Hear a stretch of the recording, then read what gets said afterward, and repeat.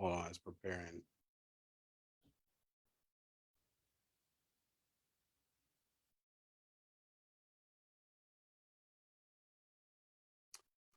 All right.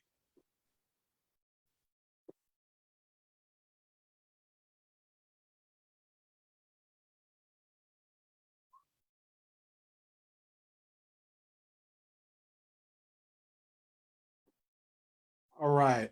Here we go. All right, everybody.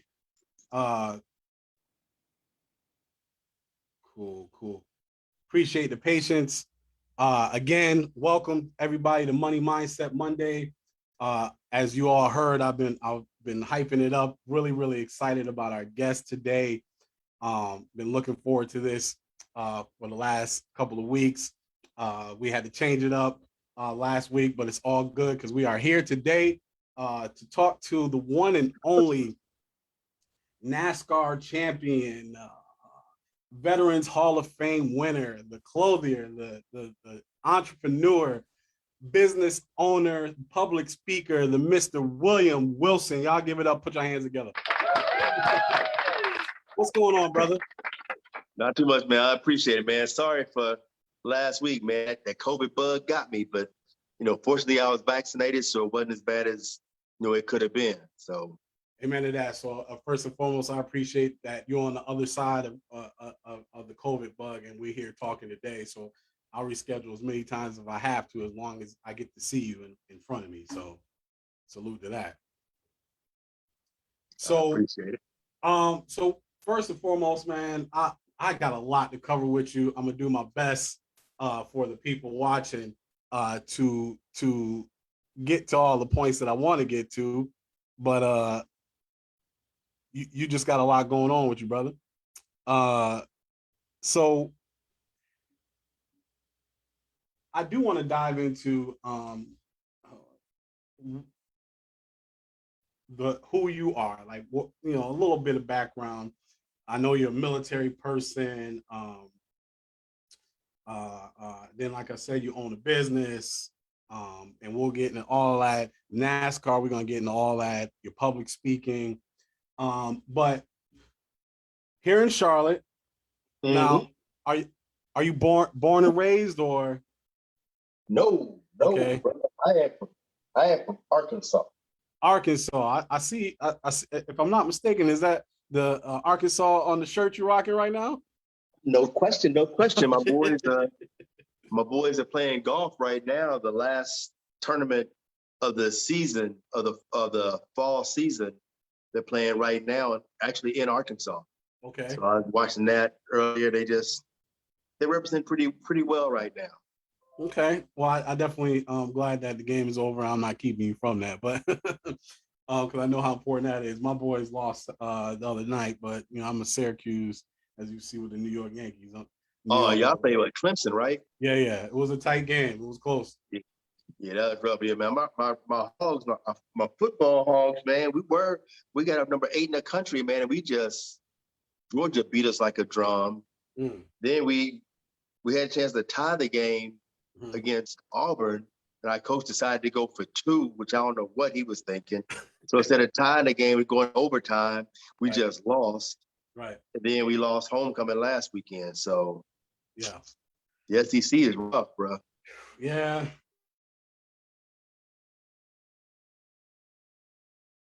That's just sports in general. So win some, you lose some. Over with you. This show is really designed to inspire, motivate, and just talk people into believing in themselves and showing that regular people have done it and they can do it too, right? Mm-hmm. But before I dive into that, I wanted to talk a little bit about the Navy. How long were you in the Navy for? 8.5 years. 8.5 years. Okay, I appreciate your service. I was in the Air Force for 5 years. Okay, cool. Hey, respect given. Yes, sir. Appreciate you. And so you're in the military, and you do 8.5 years. And before I get into the Hall of Fame, because I want to talk about how you got there, you own a construction business. Now, is that your first taste of entrepreneurship, or were you doing things like that prior to joining the Navy? Man, I was born an entrepreneur before I even knew what an entrepreneur was. Okay. Talk You to know, me about that. What do you you mean? know, like when I was a kid, man, yeah, I used to, make money, man. I used to cut grass. I washed cars. I'd rake up leaves. Anything I could do to make some money. Mm, And like during the summer, like when the farm, come from a little small farm town, man. mm. And like I'd go to the store, buy $1 worth of bologna and a loaf of bread, then make bologna sandwiches and sell it to the farmers when they came in across the street from the store. Wow. So just Used to anything I host, could do to make. used Yeah, to man. hustle bologna sandwiches. Yo, but like I remember being in the third grade making $25 a week selling candy. Mm, Like I'd buy like a pack of Annihilators for a quarter, yeah, break them up, and then selling 25 cents a piece, to the kids at school who had money. that's wild. You know So I was what making, I noticed real quick as I bring guests on here is that theme seems to be across the board when it comes to entrepreneurs that I talk to, which is, man, I was kind of born into this. It was just like, something I was doing since I was little. I mm-hmm. find that interesting that that seems to be a theme amongst entrepreneurs, at least the ones that I've spoken to. Like this is something they've been just kind of instilled in. So I'm curious. Go ahead. No, I'm listening. So I'll just say I'm curious. Is that something that you got from your parents, or just you had a need? Like, listen, I need to make some extra money. It's rough in these streets, and I got to get these bologna sandwiches popping off so I can eat. Like, what was it that caused you, even at a young age, to desire to do your own thing? I don't know, because I never really looked at it as doing my own thing or hustling or I just wanted to make money, just try to figure out ways to make my own money. Okay. Because I didn't. My mom worked hard. My stepdad worked hard and everything. Mm-hmm. But I never got Nikes and all that kind of stuff. It's like, hey, if you want all that name brand stuff, you got to buy that yourself. So that was I never did motivation with. enough. Yeah, so I wasn't doing without. It's just, Okay. I never went to bed hungry unless I just decided I didn't want to eat. But I didn't go to bed hungry. I didn't go to school with no clothes on. It was never that type of thing. It's just if I wanted what I wanted, I'm gonna have to put the work in. Mm. So that's, but that within itself is a mindset, right? Because a lot of people sometimes think, well, my story ain't that hard, so it almost invalidates their what caused them to have a desire to be an entrepreneur. But at the end of the day, even just saying, look, I want money, I want these things, I want these Nikes, I want this coat, so I'm gonna do what it takes to get it. That one in itself, to me, is more inspirational within itself. Yeah, see, my thing is always I just want to have the option. Mm. As I get older, a lot more and more expensive things seem less and less relevant to me. Mm. But I want to not have something because I don't want it, not because I can't afford it. Man, I got to You know, write that down. I've always said, I want to eat bologna. I love my favorite food Mm. on earth, hands down, bar none, are hot dogs. Okay. I love hot dogs. And I love fried bologna sandwiches. I love them as a kid. I love them now. I'll dig it. But I want to eat bologna because I want to, not because I have to. I love it. Look, I gotta cheers that up. So yeah, that's dope. So let's get to the man, I love that. Like, cause that's something I'm working on. Like I'm working on setting it up so my kids, if they want to go to college, it's because they want to, not because they have to.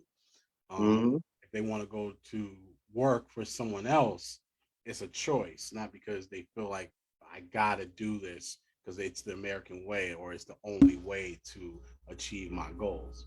Right. But here I would say this though, because here's one thing that I see entrepreneurs do a lot of that I am vehemently opposed to. Talk about it. There is nothing wrong with working for somebody else. Okay. There's so many entrepreneurs out there to make it seem like if you work for somebody else, like you're less than. Okay. They're like, you want to make that real paper, blah, blah, blah. The number 113th person at Facebook made $275 million last year. If you take all the entrepreneurs combined, they didn't make $275 million. Facts. And this is the number 113 person. This is not the at top. Facebook. They ain't top 10. They ain't even top 100. Those things can be said for Google, Goldman Sachs. There's so many companies out there. My thing is, the checks got your name on it. The mortgage got your name on it. Mm-hmm. The car got your name on it. The dream should have your name on it. Yeah. Too many people trying to live other people's dreams. They want the approval of other people. I don't need your approval. Only thing I need a person's approval for is a loan or a mortgage. I don't need anybody else's approval for nothing. If you don't like what I'm doing with my life, that's cool. Because I'm not living my life for you. I'm living my life for what makes me happy. Right. There's a whole lot of people out here that can't afford. There's people out here driving Benzes they can't afford to change the tires on. They driving Gucci. They wearing Gucci and Prada, but they can't afford to go take that Gucci and Prada and go out to $100 a night steakhouse. Because all this stuff, they buying all this stuff to impress people that they don't know, that don't really care that they spend all this money in the first place. Right. No matter how impressive they are, you see them on Monday, they Gucci and all this stuff down. You see them Wednesday, they Gucci down. Now the next 3 days, they may stay in the house. They don't want the same people see them in that outfit because they got regular old clothes on then. Because they so busy trying to impress people they don't know. Perpetrating a fraud. Mm-hmm. Well, sometimes it's not even as sinister as that. It's just low self-esteem. Okay. That's something we got. If we're gonna be real, we're gonna have a conversation about a mindset of anything, especially as Black people. We got to get over this self-esteem thing. We got to get over the mindset that we got to impress other people, that we got to buy a bunch of stuff with fancy names on it so people accept us. Right. I remember watching an interview with Mike Tyson, who may be the most fascinating person on earth. Listen, his one-man show was incredible. You know why? Because Mike is real. Mike has gotten past the point and he realized what he was doing back then. He said, I used to buy guys houses and Bentleys and all this stuff because I wanted them to like me because I hated who I was and I didn't think I was good enough for them to be my friend. So I bought them cars and houses so they would like me. Yeah. And people look at Mike and go, man, that's stupid. Really? People out there spending $400 on a $2 Balenciaga t-shirt. So people go, yo, he rock a Balenciaga. People that probably never see again. Yeah. And I'm sitting there going, and here's what's crazy, bruh. The amount of people that walk up to me wearing Supreme, Balenciaga, Gucci, Louis handbags and all this stuff. Then they come to my shop, want to talk about suits. I hit it with I said, oh, this $1,200. They're like, yo, man, what kind of deal can we work? The same deal we work, you bought that $700 backpack. Right. Your ass ain't been in school in 10 years. Right. Why we always got to look for the discount anyways, especially with each other. Yeah, we look at it with each other. I mean, but there's so many things we've been taught, it's been passed down generationally. It's just like, how many times, I know you've heard somebody, at least one person in your life has told you this, when you go buy a car, look broke. Yeah. Don't look like you got too much money. Yeah. When the last time you ever saw a broke person negotiate from a position of power? You walk in, you look like you broke, like you begging them to give you a car. They're going to give you the best deal they can get because they feel they got leverage on you. Right. You walk in there like you own the place. Your credit is squared away. You got your down payment. You got your pre-approved loan. You walk in and say, look, here's what I got. Here's my rate. This is what I'm going to pay. Yeah, you demand it. You don't even have to negotiate. Yeah, because you got power. You ain't got it. You can negotiate. You negotiate for a better deal. Right. We negotiate to get approved. Wow. Yes, sir. So we walk in. Well, I hope Mr. Car Salesman man get this car. So let me look like I ain't got no money. Let me look like I this. Let me look like I'm a big Mr. Man to give me a good deal. Because we've been taught that nonsense. Right.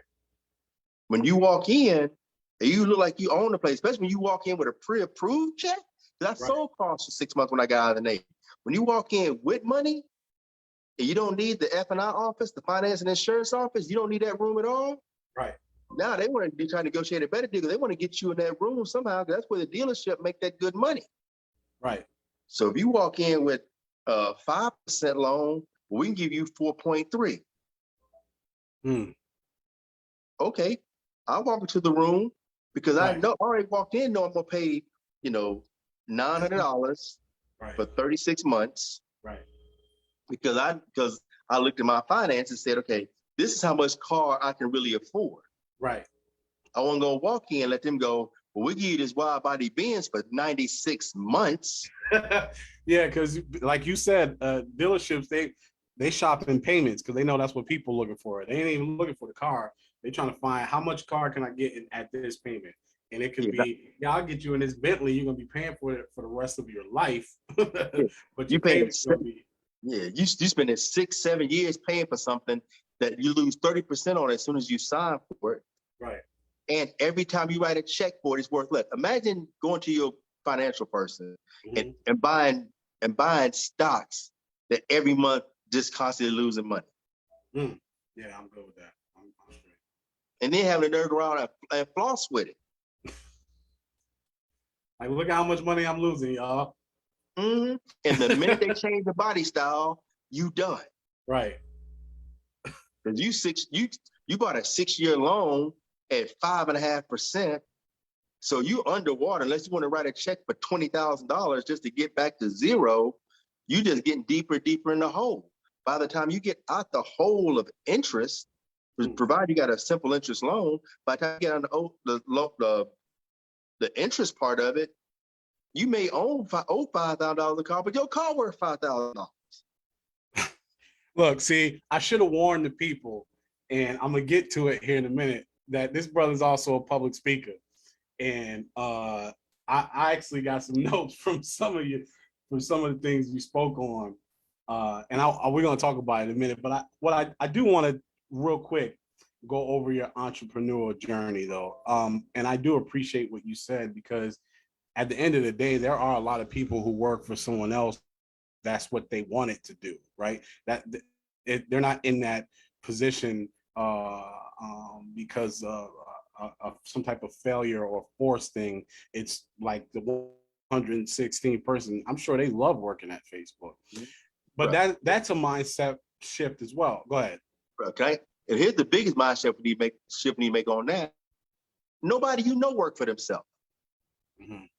I don't work for myself. Talk about it. All right, I work for my clients. An entrepreneur with no clients is just an unemployed dreamer. Okay. The difference between let's say you work at Bank of America. All right, and I own William Wilson Clothing. The difference between you getting fired and me getting fired is when you get fired, they come let you know, Mr. Mason, we don't need your services anymore. We'll send you a severance package. Security gonna walk you out the door. You know you don't need to get up next morning and come back to Bank of America no more. Right. My customer, I don't know I'm fired until I go see one of my customers wearing a suit that I know I didn't make. And it's new. All right, I've been fired. I've been replaced.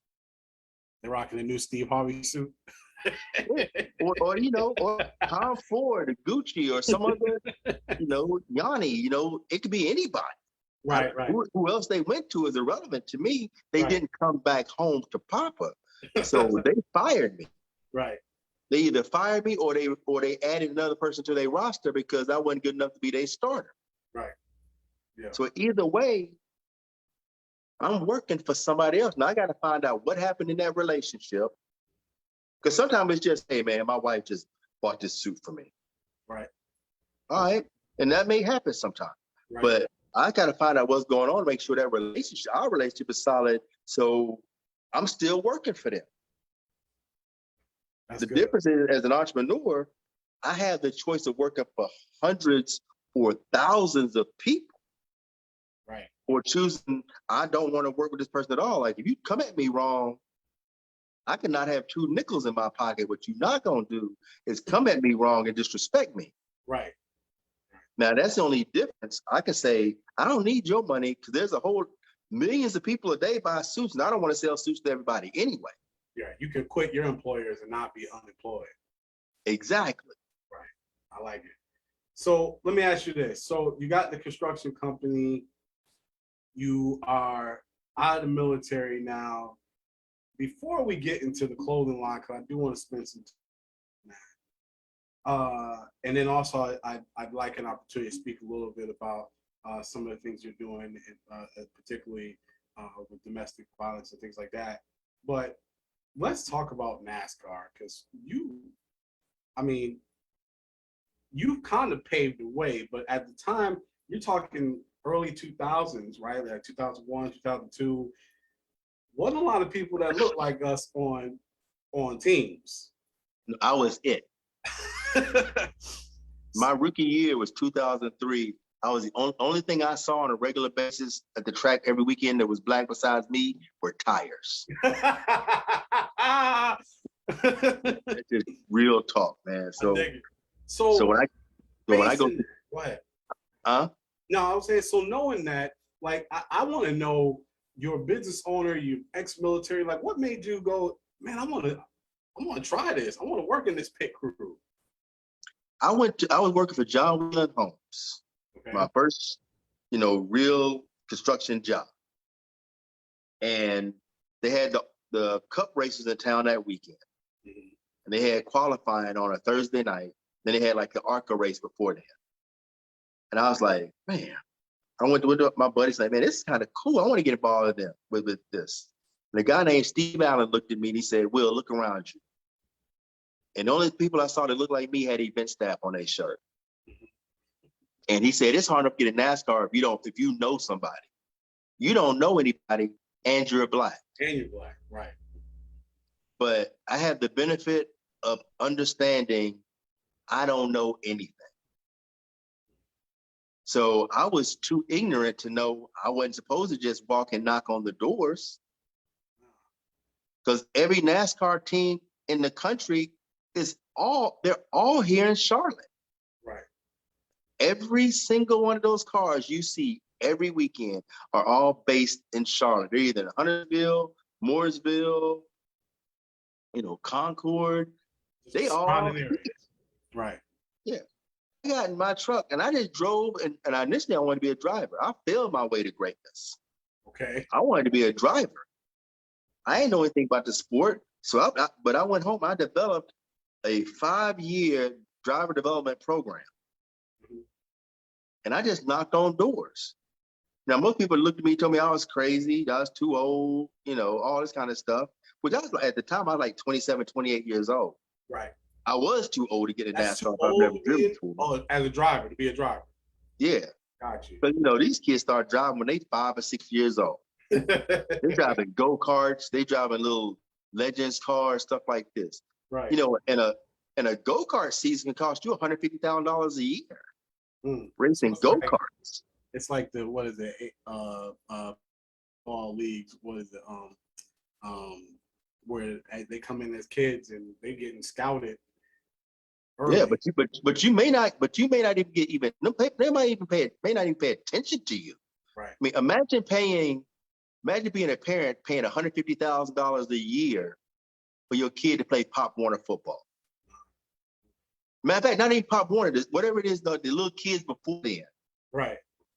Where for all intent purposes, you let little Johnny and Jimmy run out of bounds and do everything else. You just letting them play. They getting participation medals.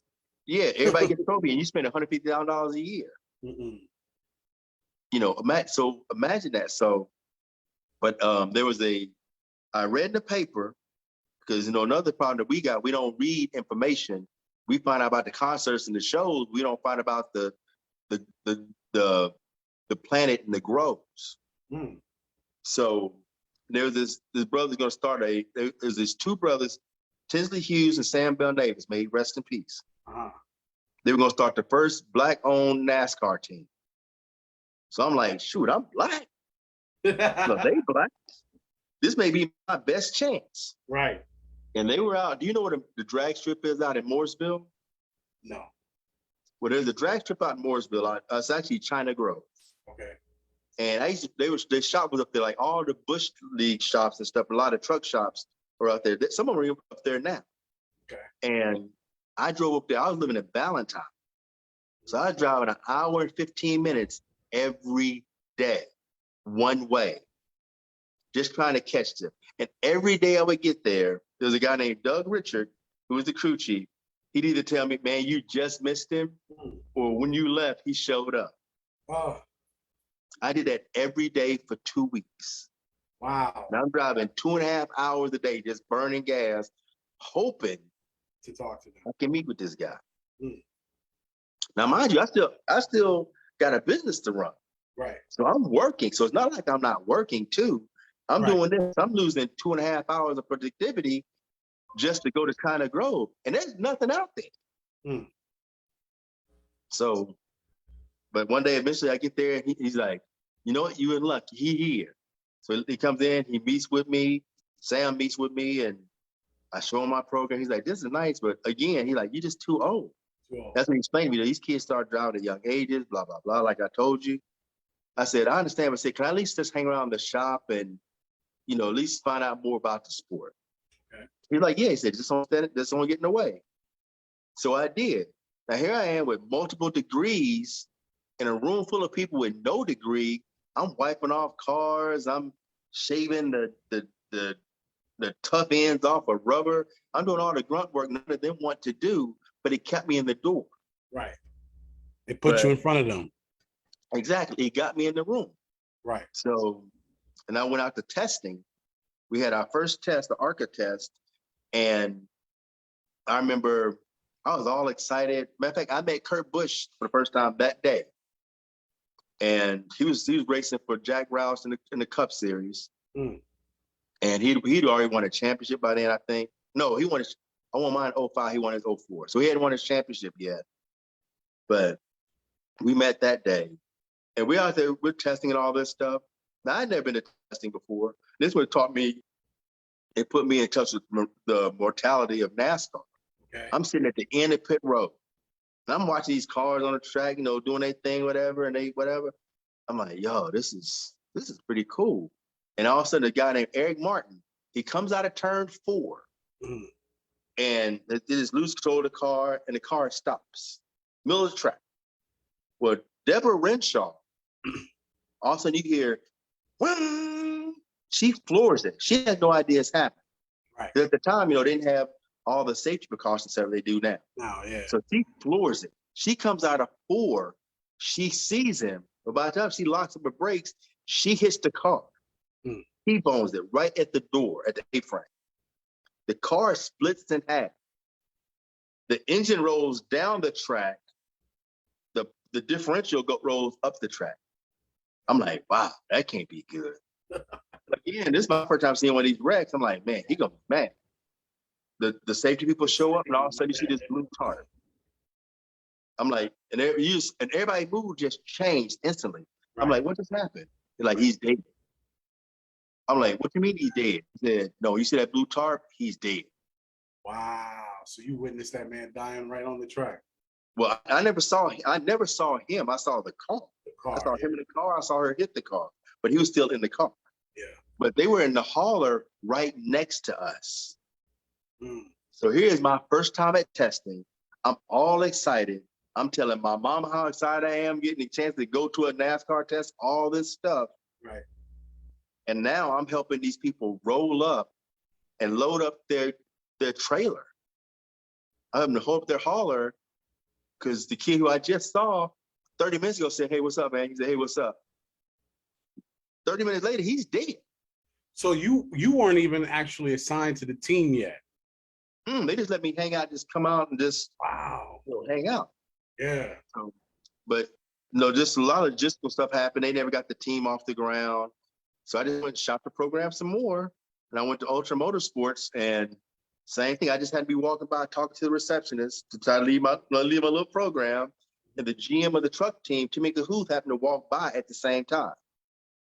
So he walks in, yeah, I got time to meet with you. I talked with him. He's one of those old gruff New York type guys, just, he told, he said, he's like, here's how he said, you too damn old to be trying to drive around these little young kids and blah, blah, blah. That's how he said it. So I said, I can respect that. I said, well, can I at least hang out? Because now I've liked the stuff. I've liked the culture. I like the sport of it and all this kind of stuff. Right. Like he said, just stay out of the way. You're all right. So I'm like, all right, cool. So I do it. So I'm watching what they do. I'm watching pit practice. I'm like, yo, this is dope. This is what I want to do. Yeah. I want to be on a pit crew. I want to be a jack man. Because everything goes through the jack man. Right. You got your changers that are, hitting the lugs and the carriers that are, index and tires, but everything goes through the jack man. Okay. So I'm like, all right, cool. This is what I want to do. So I went home and I cleared out my living room in my apartment. And I taped off a pit box. And I had my guys build a 2-foot pit wall. And I bought a 45-pound weight. At the time, the jacks were 35 pounds. So I bought a 45-pound weight. And I'd watch how they would jump off the wall and all this stuff in practice. So I would practice that at home. Wow. And then when they would finish practice, I'd borrow one of the jacks, and I would just take one of the old cars out back. And I would practice picking it up, jacking it up, dropping it down, run around the other side, jack it up. I did that for a year and 9 months, and nobody knew it. Hmm. So the next season, we get ready to start speed weeks in Daytona and all this stuff. So they start in practice. So I say, you know what? And I'm gonna check. I said, this year, I'm gonna try this year, sometime this year. Well, first practice we set up, and the jackman's back was kind of tweaked. They're like, you know what? No need hurting ourselves. No, getting somebody hurt. We just started practice. So they're gonna shut down practice. So by now everybody knew who I was. Right. So I begged the crew chief. I'm like, Dennis, then let me get one shot. He's like, man, Will, you gonna try to hurt yourself out here? You gonna sue us? So I had to sign all this paperwork. So I signed up. I did sign all the paperwork. We did our first stop. We were 4/100ths of a second slower than all the other stops. And everybody looked around like, wait, this wasn't supposed to be this good. They didn't know you had been putting all that work for years. Yeah, and I was paying attention when I was there. Yeah, I'm watching the jack man, because I decided I want to be the jack man. So I watched how he moved. I didn't pay attention to anybody else. I watched how he moved. I didn't worry about what the gas man did, the catch can man, and the tire changer. I didn't pay attention to them because that's not what I wanted to do. I focused on what it was that I wanted to do. Yeah. And I sat there and said, okay, yeah, all right. So I started listening. I'm listening to the carriers, the changers. I'm listening to the tires index. I'm listening to certain things. I'm listening for 10 lugs come off. I'm listening for 2 index. I'm listening for 10 lugs coming back on. Make sure all that stuff done, because as a jack man, once I go around to the driver's side, when I drop the jack, the driver takes off. That's his clue to go. So I'm watching, I'm learning, listening. I'm listening to what he's doing. I'm watching, I'm mimicking what he's doing to the point where it becomes second nature to me. I'm hearing it. Then I'm going home and I'm practicing with more weight than I needed. So when I finally got a chance to grab a jack and do it for real, it's lighter to me. So I wasn't practicing with 35-pound jack. I'm practicing with a 45-pound weight. Right. So I got 10 extra pounds on my knees, 10 extra pounds on my back, 10 extra pounds I got to make sure I'm balanced for. So when I jump off that wall, off a regular wall with a 35-pound jack, I'm good. I'm Gucci. Right. So that got me a job basically as a backup. So now I'm sleeping, but the team is set. Their logistics, everything is set. So I'm sleeping on rollaway beds. I'm sleeping on, the foot of beds. I'm sleeping on floors. Whatever I have to do, because now I'm in the room. Right. You know what I'm saying? I'm getting in the room. So now I can learn. I'm learning my team. I'm learning what they do. I'm learning their personalities. I'm earning their respect. Mm. They're already like, we always saw you hang around the shop. We weren't really sure why, but the big bosses let you do it. So we like, they cool, we cool. Right. Obviously he's not a stalker or nothing, because they like he's hiding you. And we used to kind of wonder what you was back there doing. Right. But we just kind of we thought maybe you were like a friend of one of the sponsors or something.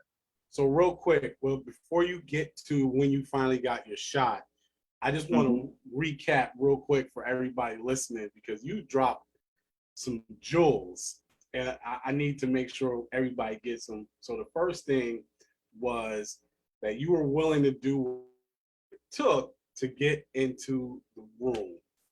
And I think that is something that is so missed.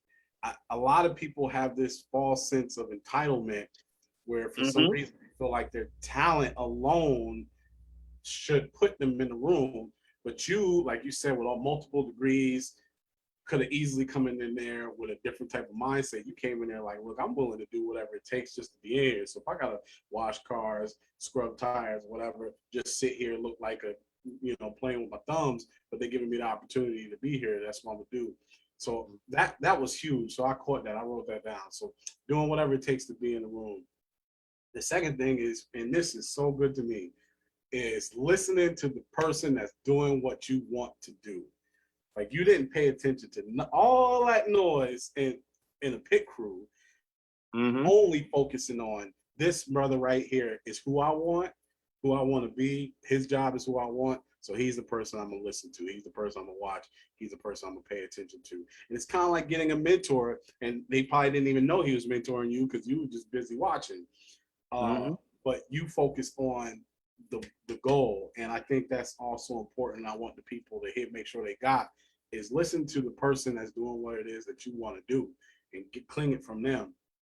And then the other thing, and then I want to get to when you finally got your shot, which is just that. You knew because you were in the room, I'm not going nowhere until I get my opportunity. So if it means I got to sit here and play the bench for a minute, I'll play the bench. But I know at some point I'm going to get my opportunity. And I think that's so important. T.D. Jakes said it best. He said, don't break down before your breakthrough. And I think a lot of times that's what happened when we have a popcorn faith. We want it right away. Even if we do step 1 and 2 that you mentioned, we're not willing to do step 3, which is I might have to ride the bench for a minute until I get my opportunity. But I know I belong here because I'm in here already. And that's huge, man. Well, see, and a lot of people don't realize, you have no idea how far God can take you. You just know how far you can see. And that's where the problem comes in. Like I never thought about like all the accolades that came after. Like I was totally clear because in the Bible, Paul says, I've learned to whatever situation I'm in to find myself content. So I wasn't always looking for that next piece, that next this. I'm like, let me maximize where I am. Let me appreciate where I am and see where this goes. Yeah. So I'm the backup guy. I'm sitting in the corner. I'm my first job on the team. They called the gas bitch. That's what they called it then. For today's day and age, you can't say that, but that's what it was then. Right. So every time they finished the pit stop, I'm having to go fill up those cans at the gas station. Wow. We got a gas station right there, at the track for that, because all the teams had to refill those fuel. We can't do those pit stops, put more fuel in the car without having to fill those fuel cells back up again. Right. So I'm doing all this other stuff. I'm doing all this. And I'm sitting there, we're in South Boston, Virginia, and suddenly we had a couple bad stops. Crew chief said, Wilson, next time you in. I'm like, in what? He said, next stop is you. So I'm like, okay. So now I'm nervous. I'm like, I'm at the track. This is live. Like, you know what I mean? This real deal. Right. And it's not, and NASCAR is different. It's not like football where you got 4 downs, you got multiple possessions. You have, depending what track you at, one bad pit stop can mess you up the whole day. Right. Just put you all the way behind. Yeah. So if you're going to mess up, you want to mess up early. Well, it's too late for that. The reason I'm going in, we already messed up early twice. So that's the reason I'm in. Okay. So, and I'm just, so I get up, I'm like, okay, and I'm nervous up until this point. I'm trying to think, okay, then all these thoughts going through my head, like, okay, wait, make sure your jacket's straight, make sure all this stuff is straight. And I was nervous until the countdown started. So what happens? A lot of people, for the fans that are listening, when you do a pit stop, when the truck or the car, depending on what kind of race you're in, When you're in a particular box where you change all the tires on stuff, that's your pit box. Right. You have to be inside that box. So the crew chief is counting down where we are on the radio to the driver. Okay. So he's counting down 5, 4, 3. Now we've got a little sign we got hanging out that they can recognize it, but we're telling them 5, 4, 3, 2. So he knows how close he is. But I know after we've started, so we've been practicing so long, at 5, and this is the weirdest thing. People ask me, what's it like doing a NASCAR pit stop? What's it like? Is it crazy? It's actually extremely slow to the guys doing the stop. Wow. It's really fast to everybody else. Yeah. So when I hear 5, at 4, I set my feet. At 3, I pivot back off my right hip. At 2, I lean forward on the balls of both of my feet, and I'm putting positive pressure on my jack. At 2, I've crouched down and I'm pushing. By 1, I'm off the wall. And by that time I'm coming to the wall, I'm here, and the car, I come across here, the car comes right behind me. I turn around, and the whole world is gray. And the only thing I'm looking for, there's a piece of tape over where my jack stud is. So I know where to put my jack. And it's the only thing I see in color. It's orange. I don't see anything else. That's all I'm looking for. So I come in, I set my jack, I pump it up, boom. I index the tire. I'm listening for, I've heard the 10 come off. I've heard them pull them. I've heard both tires get indexed back on, and I hear the 10th lug hit. I drop it, and I run around the other end, set my jack. I do it again. I'm listening for this to listen to this. When I hear the 10th lug, I make one quick look to make sure they're not doing a wedge adjustment in the back of the car or anything, and I drop the jack and pull it. And as soon as the car starts pulling out, the world turns back in color for me. Because at that point, you're done. I'm done. So now, what feels like it was like, a minute and a half, 2 minutes was about 13 seconds. Wow. So we've changed 4 tires and 22 gallons of fuel in about 13 seconds. Wow. So let me ask you this. Mm-hmm. How many years were you on a pit team before y'all won a championship? I won my second year. Your second year. My second full year. Wow. And then they shut the team down. Wow. Well, at least you went out with the chip. Yeah. But the thing is, like I said, I failed my way to greatness. And I had no idea I was only, the only Black person in history, the first full-time person in history. I know the first champion in history, all this, because I remember losing a championship. And even to this day, I remember the championship we lost exponentially better than I remember the one we won. I can't tell you 7 things about that day that we won. I remember, I can still hear the tires on the pit cart squeaking as we're loading the truck back up. I can feel every piece of that because we lost about 4 1,000ths of a second. A whole season came down to less time than you could blink. That's wow. If we had 25 more feet of track, we'd have won that championship. Wow. That's how close it was. So let me ask you this, because you mentioned it, not 2 things. One, I love what you said, because I was going to ask you what kept you doing it, but you mentioned it, which is you weren't looking for the next big thing, the thing that was going to take you to this place. This was just something you desired and enjoyed, and you pursued it and got the opportunity. And that desire is what kept you through that, because, and I don't want to spend a lot of time on it, but I mean, you were not in I don't know, but I'm not going to say you were in a hostile environment, but it was different being the only Black person amongst all these other crew members. And then to find success in there is amazing. So, but my question though is,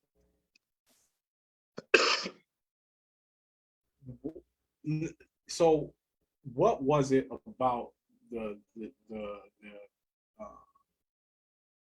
I actually have 2 questions. What was it about it though that made you that attracted you to it? Like the pit part. I know you said, yo, I saw him and it's like that's dope. I want to do that.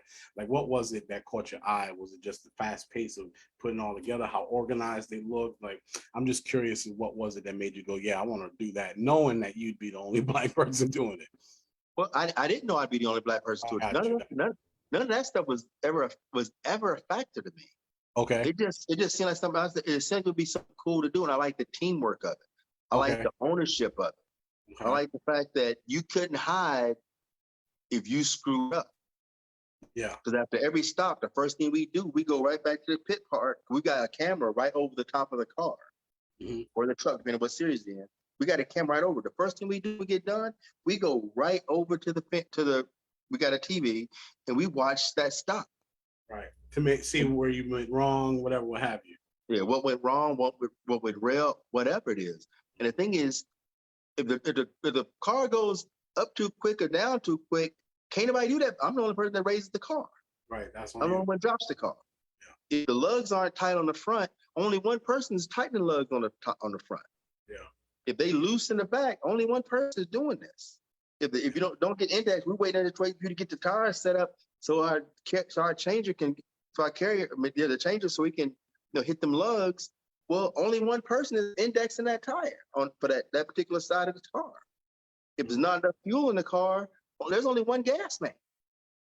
So everyone's responsible for their job. Even though we're a team, if you screw up, you eat it by yourself. Mm-hmm. So it's the ultimate accountability sport. And you not doing your job affects everybody else. And you like that. That fueled you. I like the accountability of it. I like knowing that everyone was doing the best they could at what they did. If it went really well, it went really well. So I like that.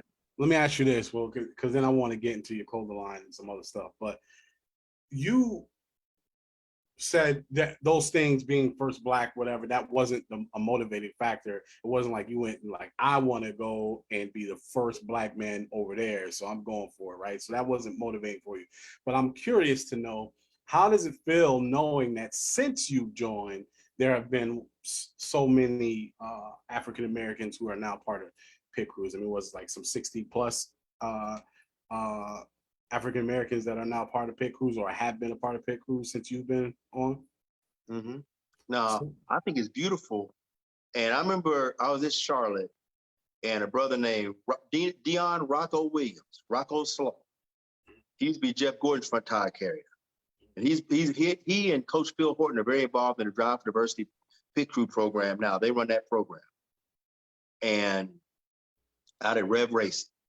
And I remember he took me up, he's like, and he would just introduce me to people. Hey, this cat right here, this is the OG. This is the guy that started. He was out here before any of us was out here. So everybody knew Rocco, so Rocco, because they knew him, they seen him out there.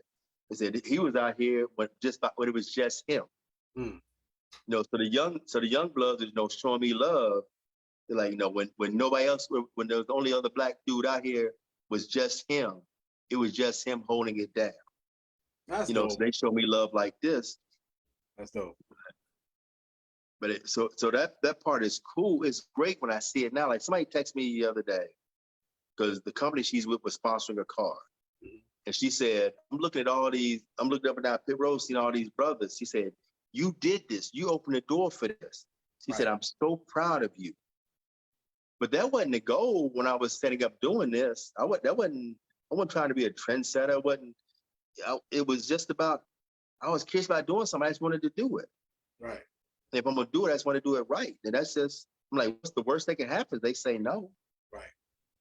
Still, I mean, I think that's awesome that your willingness to go after what you wanted paved the way for so many other brothers and sisters who want to do the same thing. And I think, and I applaud you for that. And I think that's awesome because now you got, like I said, some 60 some odd Black people on the line. So now I read this somewhere and I want to make sure I got it right because I think it's awesome on how you kind of transition into making clothes. Is essentially someone asked you like where you get your wardrobe from, right? And you kind of said, well, go ahead. No, what happened, like I said, I owned a construction company at the time too.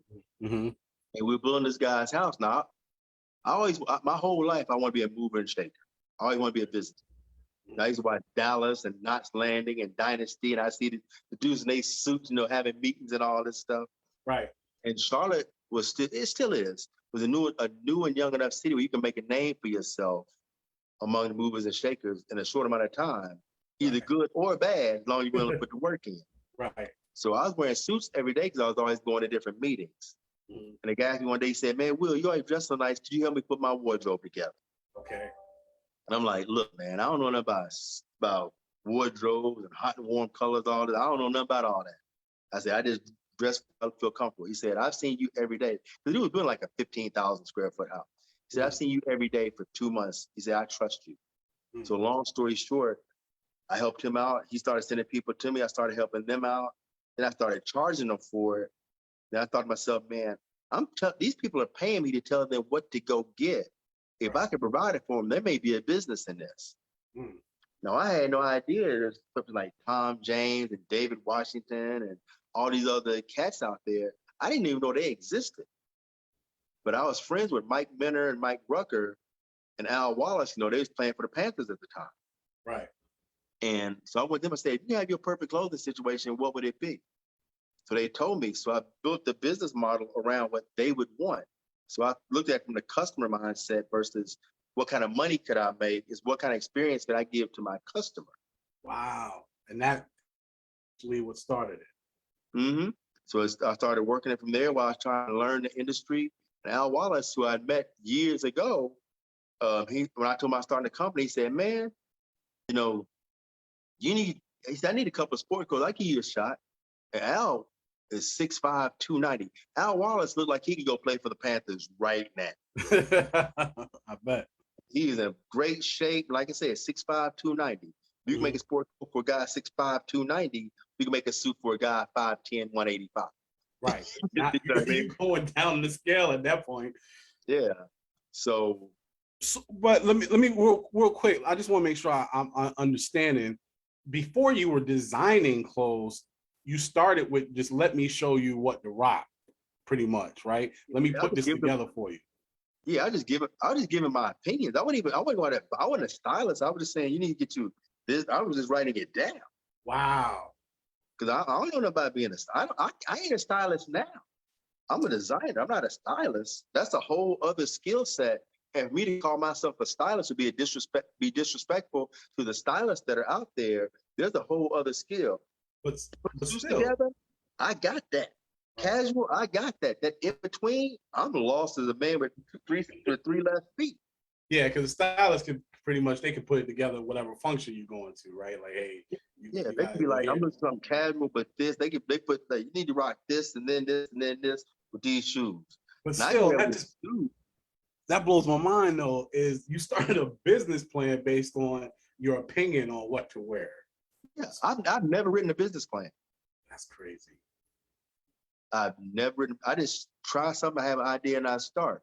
And 14 months later, I did a suit for Calvin Richardson for the Grammys, and he got best dressed on the red carpet. So hold on, time out. Flag on the play. I got to rewind that. So you said, and I'm saying this because there's people who want to be entrepreneurs and feel like they got to follow certain rules. And I know you're not knocking that, but you just said you've never created a business plan. You just saw an opportunity and took it.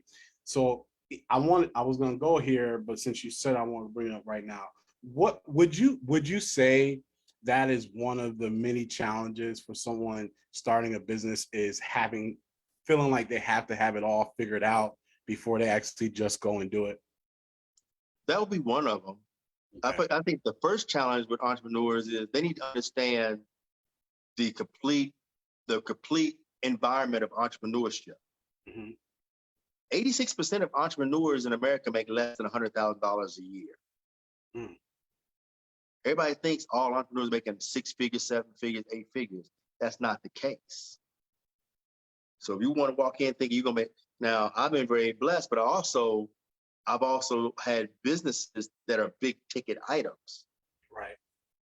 If you sell a bow tie for $40, you know how many bow ties you got to sell to make $100,000? Right. That's a lot of bow ties. You know what I'm saying? That's a lot of them. You got to mark. That's a whole other level of execution and building You that you got dressing to every do in brand building. right. You dressing every last one of them brothers on the corner in Harlem. Exactly.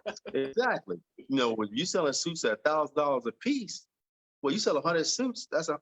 You sell a suit every 3 days. That's $100,000. Okay. So You sell a $40 suit every 3 days.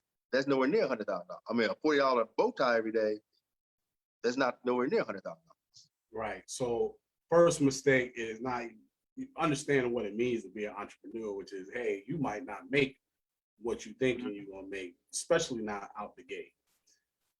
But like you said, you had an opportunity to take advantage of some businesses that allotted you to be able to make a little money right up front because of what it was. And then also not having. I used to work for a company, and their motto was to fail fast, and I rock with that. I think even though I'm not with that company, I love that motto, which is sometimes you just gotta do it, right, and be willing to fail, and then fail quickly and bounce back up and fix whatever it is that caused you to fail. So I appreciate you sharing even that little insight of not even having ever writing a business plan. And I know you're not knocking doing so, but just the fact that you're willing to say, well, I got this idea. I got the drive, I got the ambition, I got the work ethic. Bump it. I'm gonna just let's put it in motion. Mm-hmm.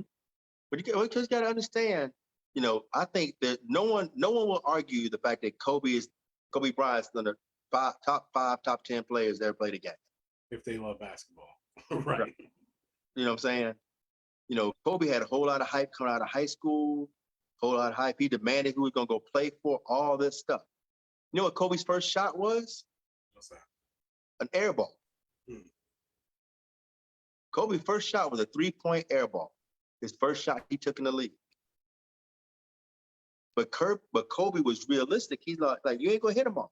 Right. He just let that move on and kept on. You saw a game where Kobe shoot 40 times a game. Right.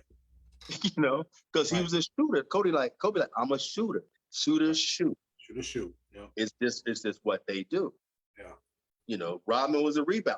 Rebounders rebound. Shooters shoot. Right. You know, it is what they do. So once you find most entrepreneurs are trying to build a business doing something they really don't know how to do and don't love doing it. Mm. So that's another thing is why are you even doing this in the first place? Are you after it because of money or are you after it because you enjoy it? Yeah, don't confuse chasing money and building a business. Mm. Like I tell you all the time, I'm not a hustler. I execute my idea. So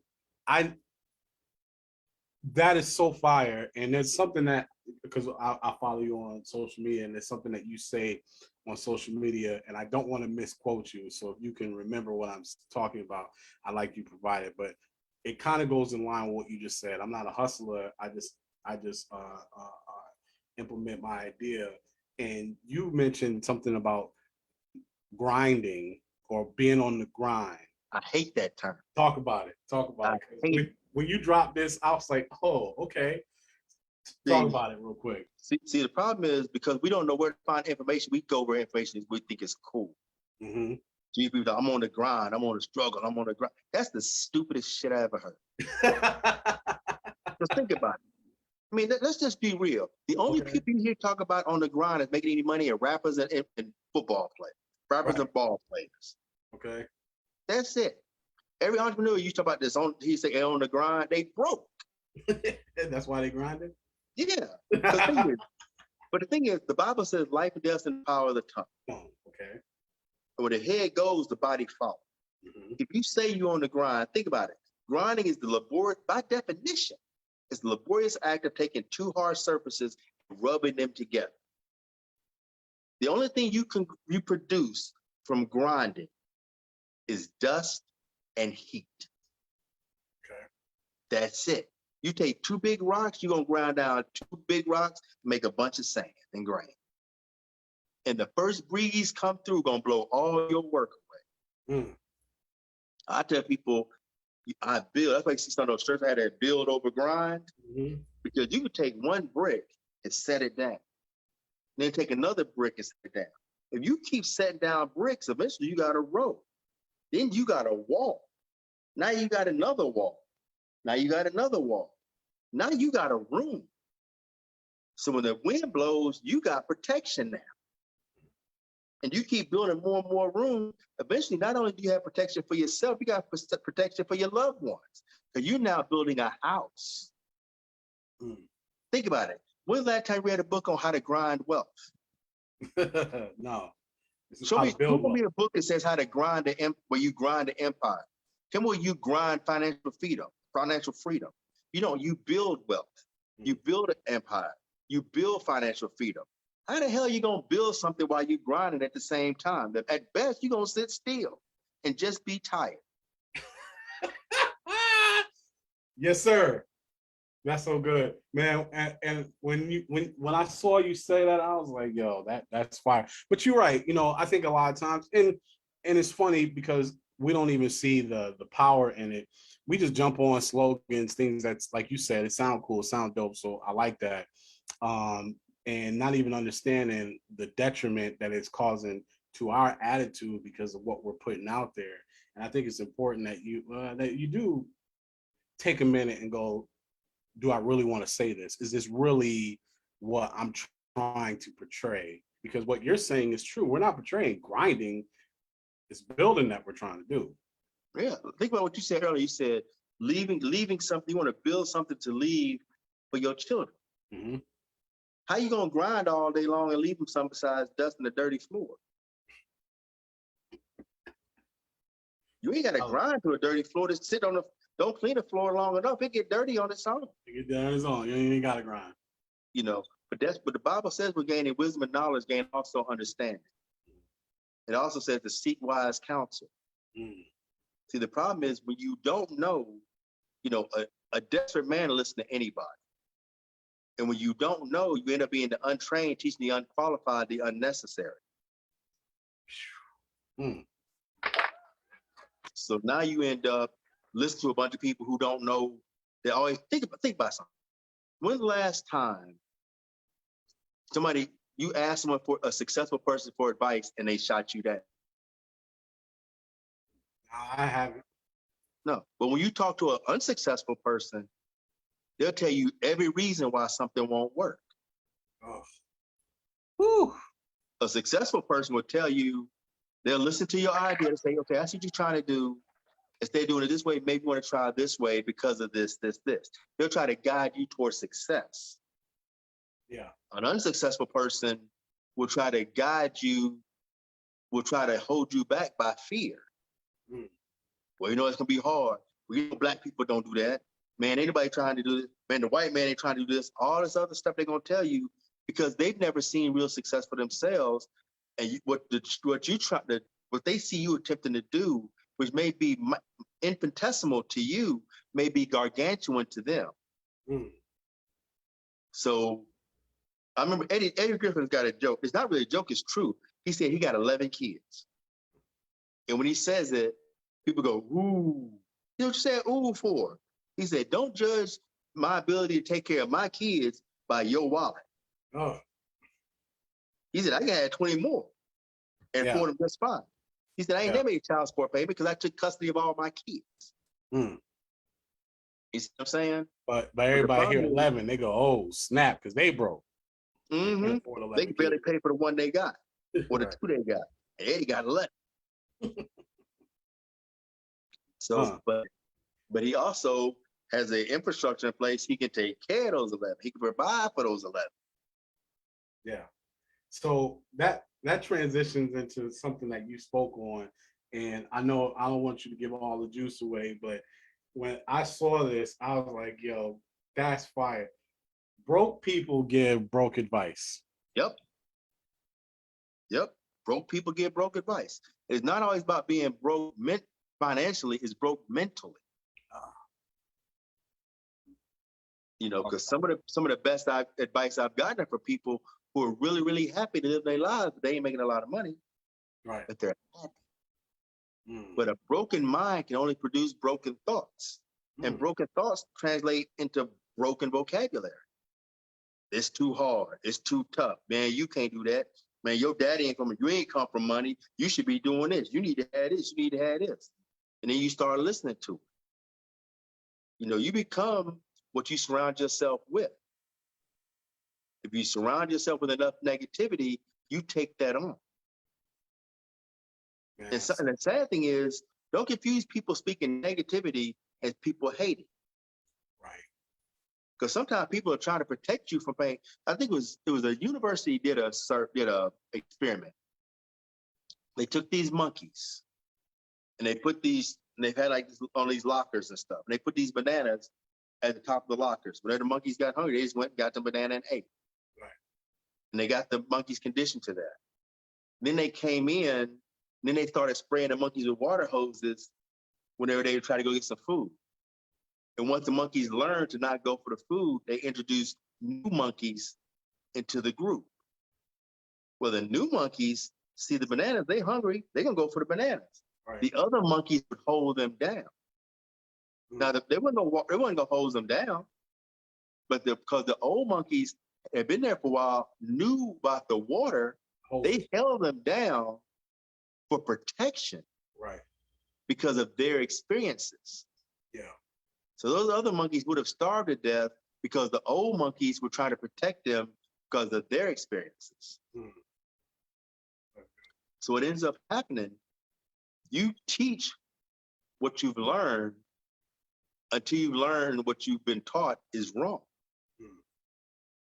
The problem is, that's like I said earlier, we talked about how many times we've all been told, you go buy a car, look like you broke. That's where that whole mindset comes from. Which is the same reason why we start making a little money. First thing we do, we buy a Lexus and then put rims on it. It's a Lexus. It don't need rims on it. Talk about it. Why you got a Bentley with rims? If you got a $400,000 car and they don't think it's nothing till you put rims on it, you trying to impress stupid people, which makes you dumber than them. That make you dumber than them. Right. Man, I don't care. That's a Phantom, but that Phantom got rims. It got rims on it. That's a Phantom, bro. Let's stop there. Yeah, putting the rims on it make it worth less. You know what I'm saying? Look. So that transitions, man. I swear I think you'd be knowing where I'm going with this.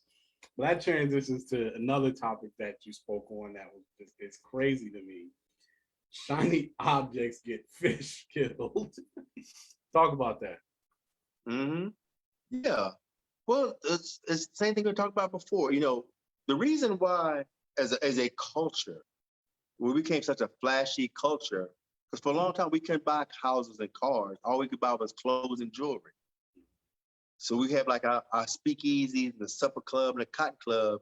We put on our best clothes to show we was doing a little something. That's the only way we can do it. Right. Mama, I made it. Exactly. So what ends up happening now, we see this cute little girl, or we go to the club, we want to roll up in the club. We don't even care about this car we spent $100,000 on. We just want you to see us in it. So you look at us and see, oh, he got some money, he's doing good. Right. And never mind the fact you live in East Charlotte with 5 roommates. Chris Rock, real quick, you remind me of Chris Rock joke. He said, a man would live in a box if he knew you would give him some pussy in it. It is what it is. Right. How many times we went to put on the outfit, like, the ladies gonna love this. Right. That's all the criteria we need. The ladies gonna love it. That's good enough for us. Right. Now, not realizing that at some point you gotta take them ladies out for dinner. Right. If you driving a Benz, or you driving a Lexus, or you driving a Beamer, and you got your $400 Balenciaga t-shirt, your $600 Gucci backpack, and your Prada shoes on, you better not be talking about you're gonna take her to Outback. Right. Because you just set a Morton's, Ruth Chris, right. What's that, the steak place, Steak 48, whatever. You right. just set that tone. Now you playing yourself. And when you take her back to your crib, which is what the goal was, you better not have a roommate. Right. You know what I'm saying? You like, Set hey, the standard. yeah, you like, hey, let's take an Uber to my crib because you may get your car broke into. How you got on $2,000 worth of clothes and $100,000 car? You can't live in a safe neighborhood. Oh man, talk about it. Because we buying the shiny objects. Right. We buying all the stuff to make us look successful. Again, we don't feel we're enough on our own to walk up to this young lady and be real with her and say, look, this is what I make.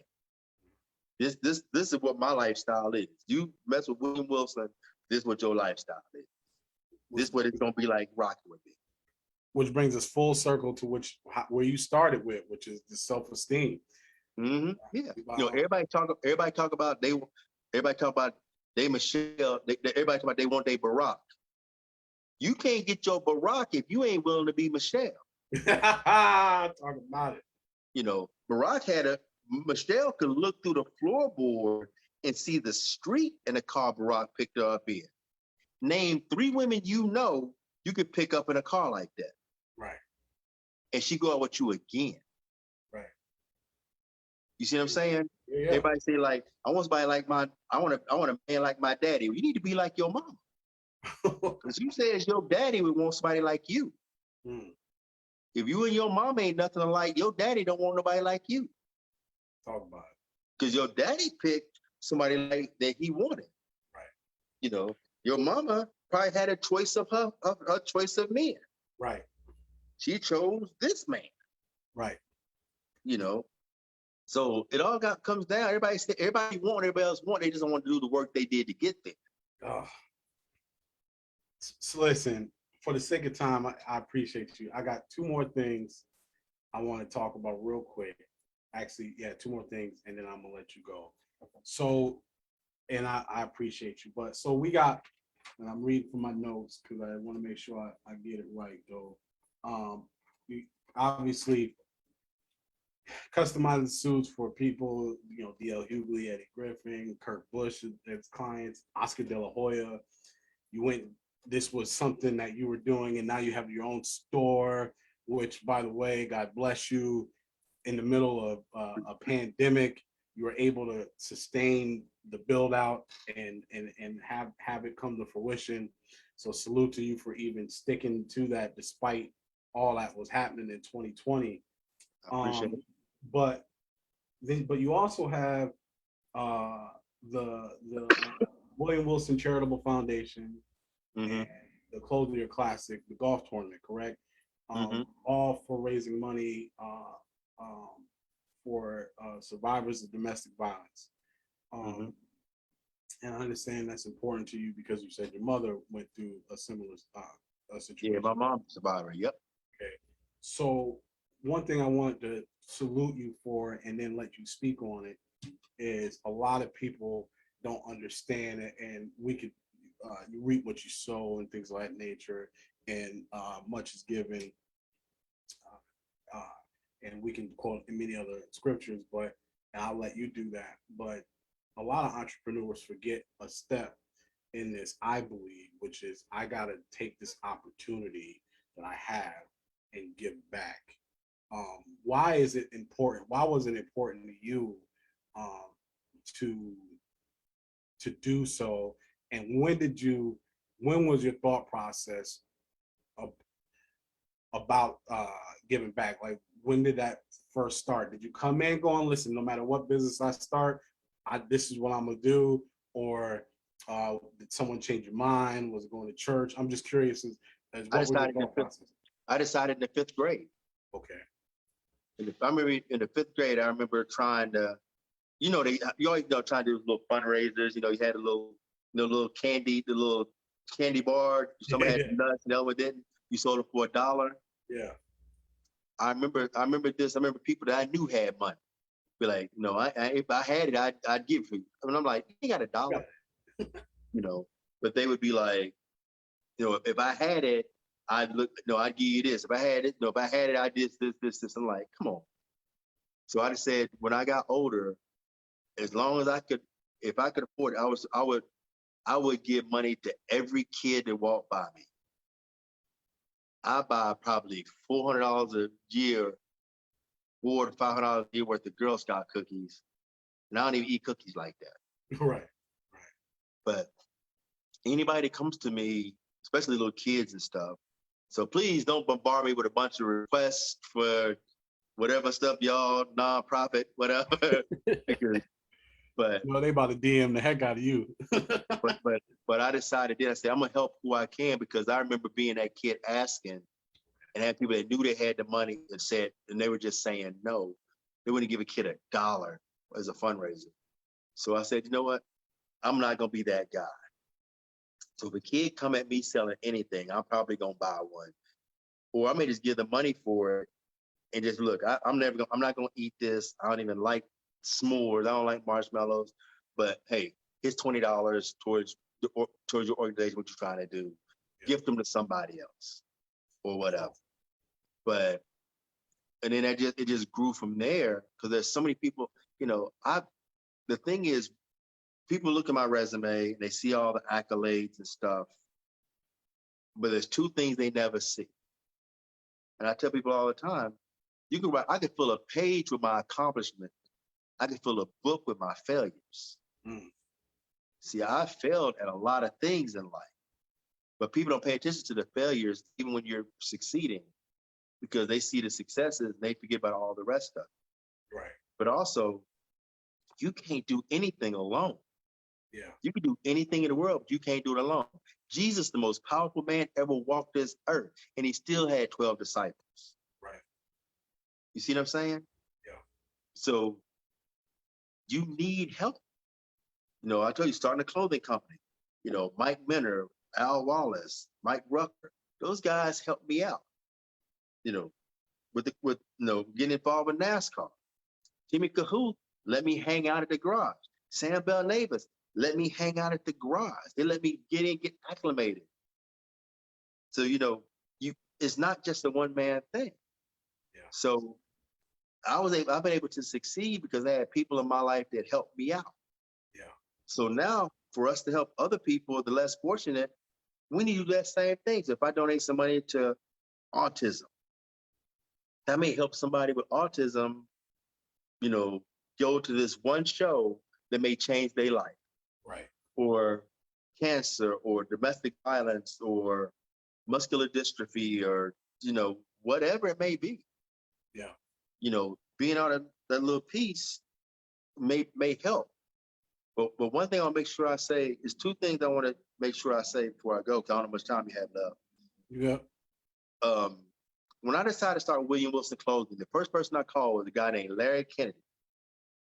Larry went to the University of Florida, and he's in the league for a short time. He got hurt, so he wasn't in the league long. But he's a big wig with Rite Aid. With Rite Aid?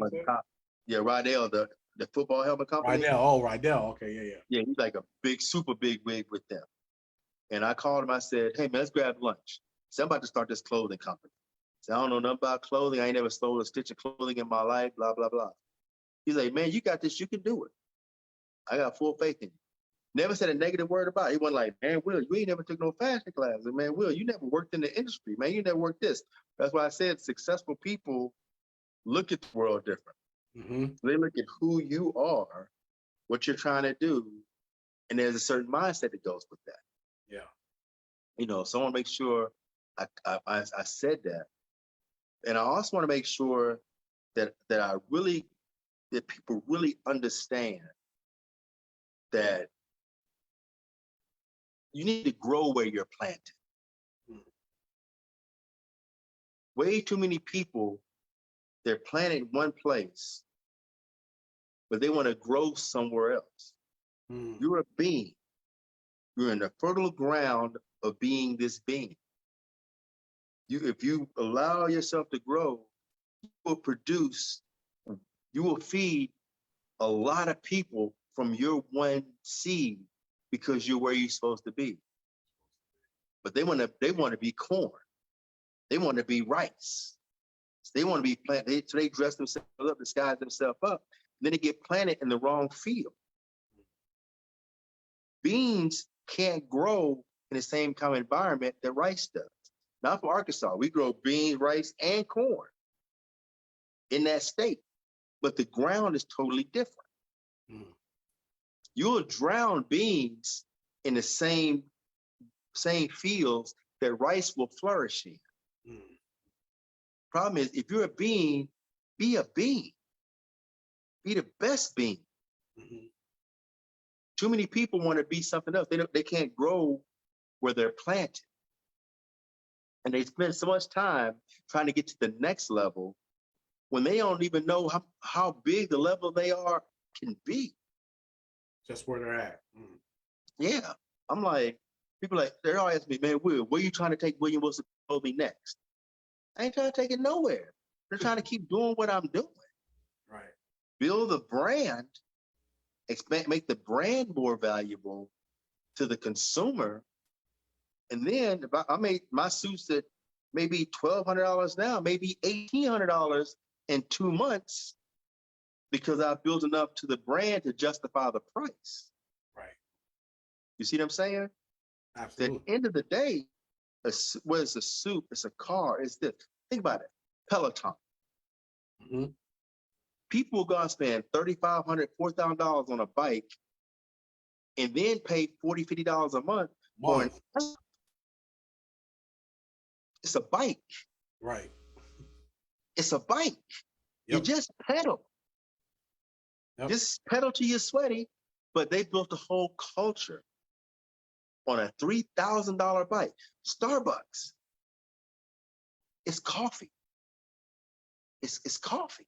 Right. But they built a whole culture and where you feel good spending $13 on a cup of coffee with foam and sprinkles. Right. Not thinking if you spend $15, let's say you spend $10 a day in coffee.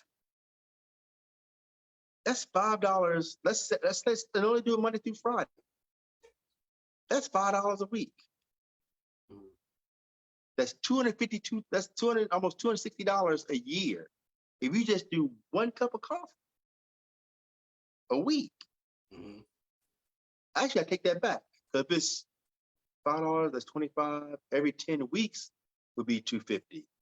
So that's almost $1,200 a year. Right. Some people spending an entire mortgage on coffee. That's if they only go once a day, 5 days a week.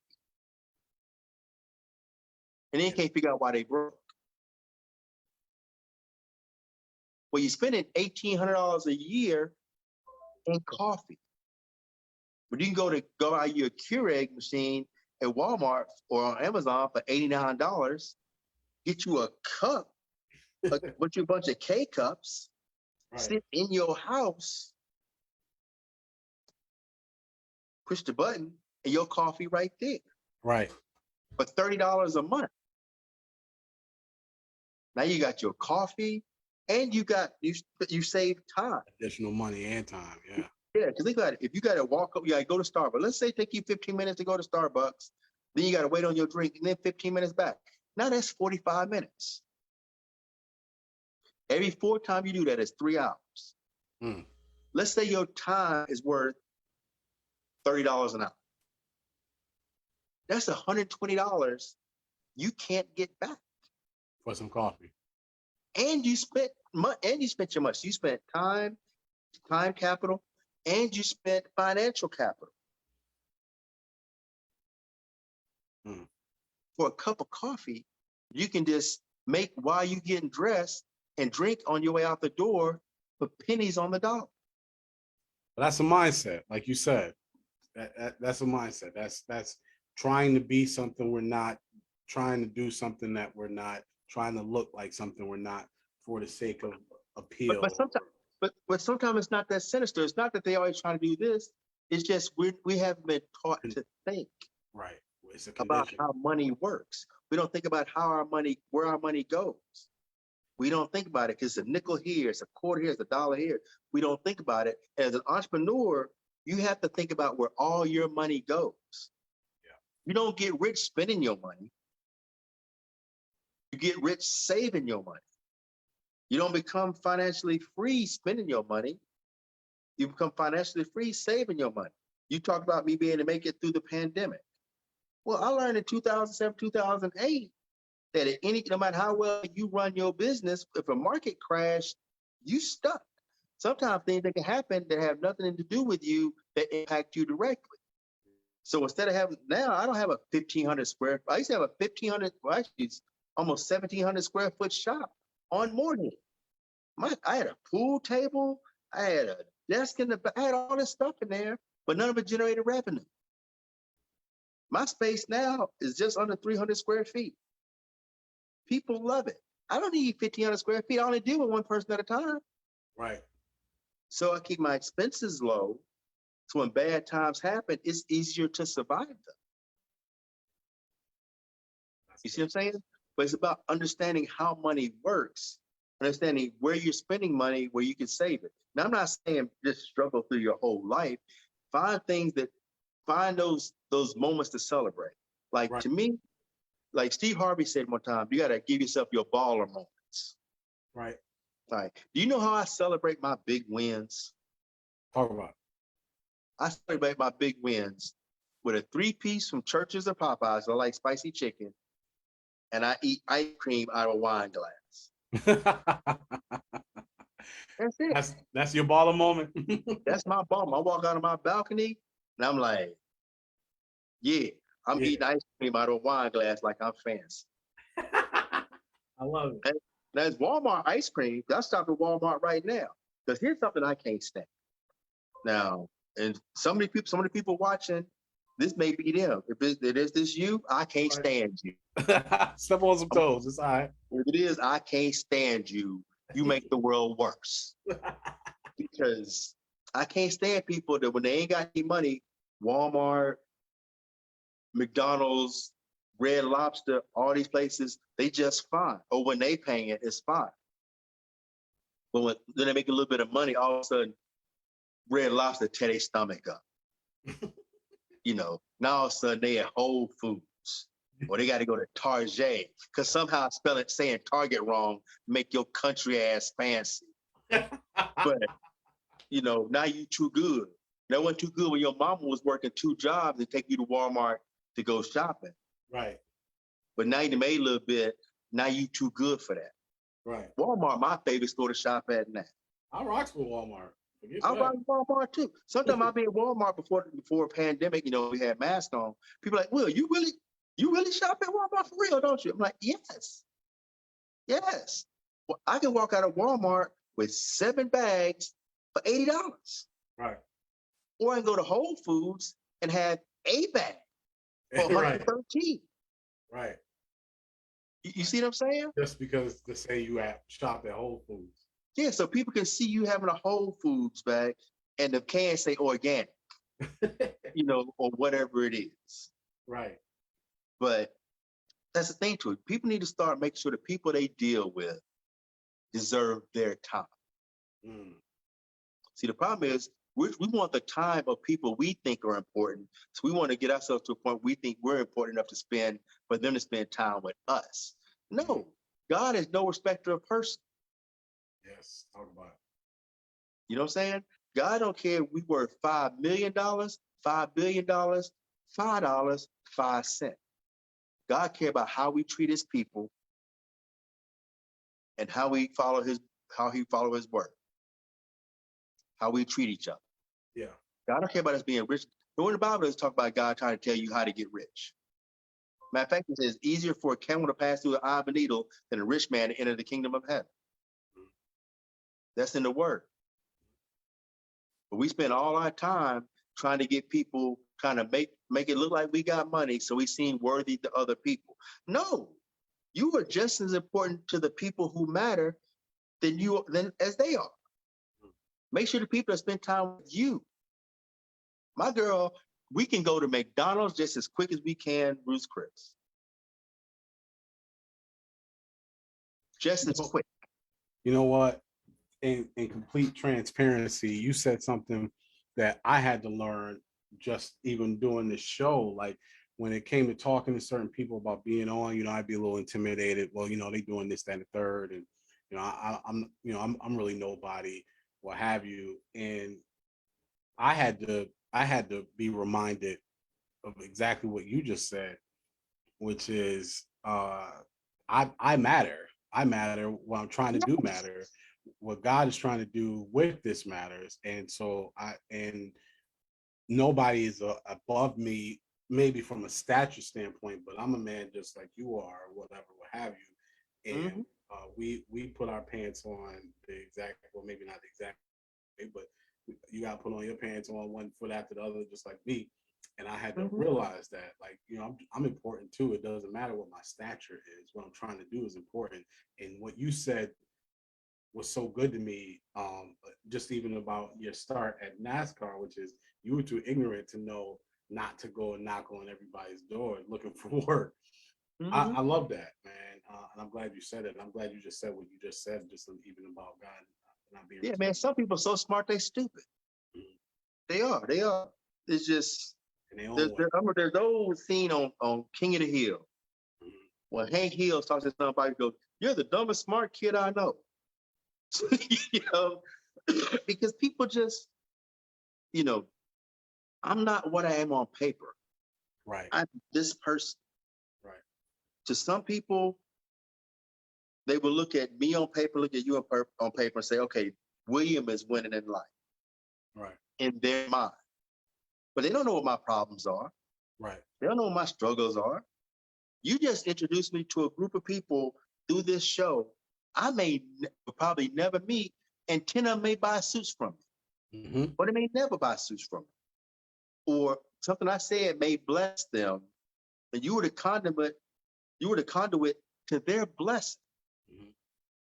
And no point, no matter, and I'm gonna say this to you, Marcus, and I want you to understand this. I want you to look at the camera so I'm looking in your eyes. All right.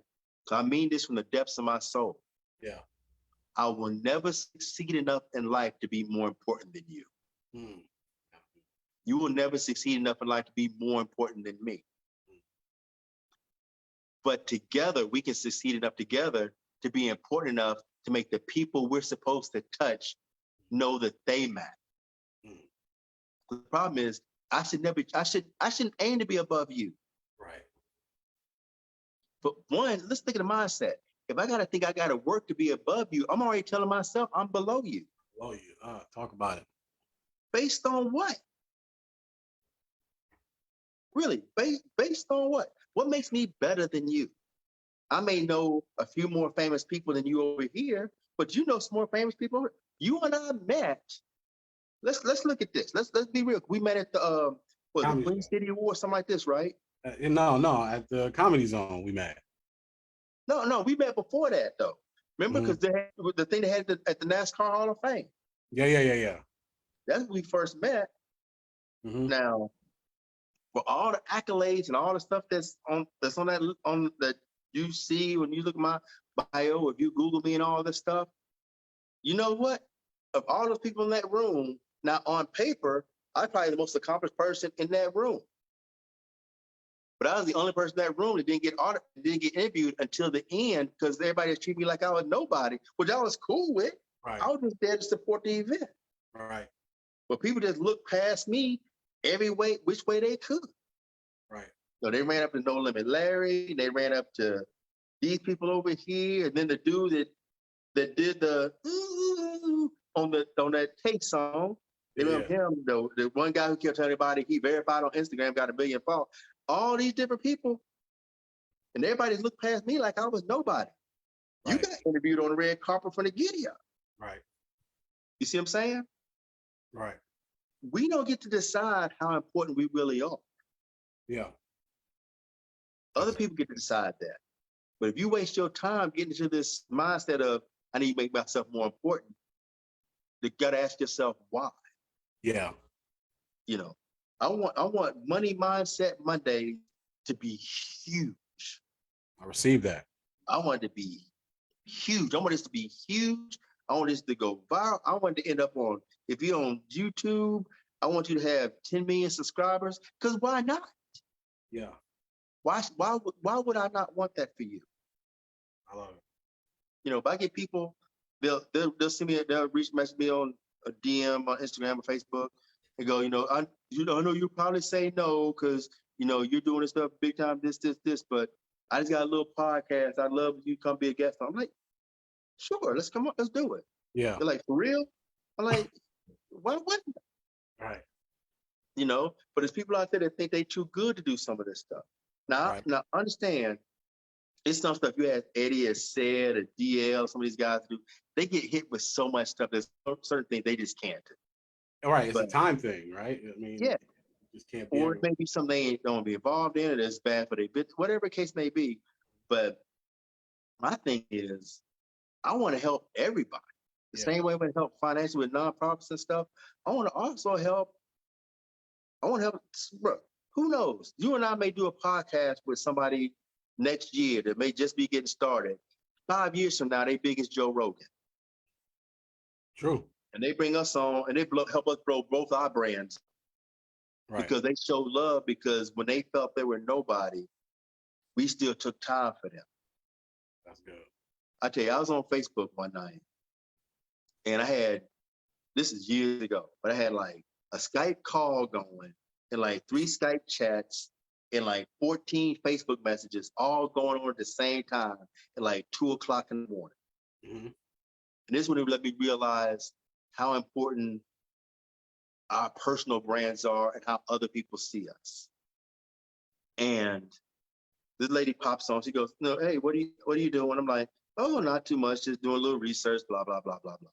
We probably exchanged 2 or 3 lines of information. Mm-hmm. And she said, and then she said, okay, well, I know you're busy, I'll let you go. She said, and this is what blew my mind. And it made me cry that night.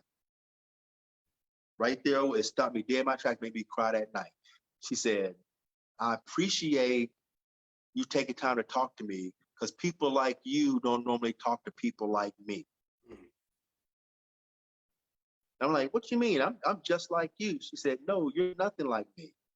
She said, you fly on private jets, you hang out with celebrities, you go to celebrities' houses, you do this, people fly you around playing golf tournaments. She said, you're nothing like me. I said, that's what I do for work. I said, our jobs are different, but that's not who I am. But it opened up my eyes to how other people see what we do, see how we live our lives. Right. And I'm just like, because I'm dealing with all these super high profile people. I walk in a room sometimes, people walk right, bruh. The first time I met DL, right there at the Comedy Zone, it was the night I was having my party, my kickoff for my golf tournament. Yeah. We all looked something to do that night. So me, Rodney Perry, Jay Harris, Jay Martin, John Luke, all these guys, Miss Virgin Islands, USA, all these people, we all come, they all my guests. Right. Guess who the one person DL talked the least to in that room? You. Me. Even though it was your party. It was my event. Right. Now, for the last 2 days, it's been the William Wilson Clothing Classic. William Wilson, I'm the star of the show. We go here, boom. Like, no, because people know who Jay is. They know who Rodney is. You know, right. They don't know these people. Right.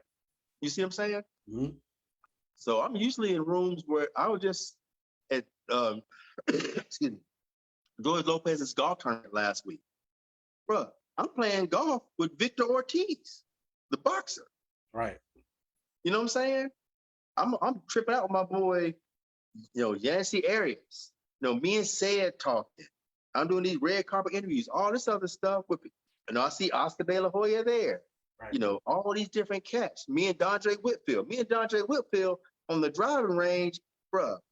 The way me and Dondre Whitfield's relationship, and it's just crazy. Let me segue this for crazy, because this is to show you how God works. Okay. All right. It's a little long story, but I just want people to hear this to understand how God can manifest things from the smallest things.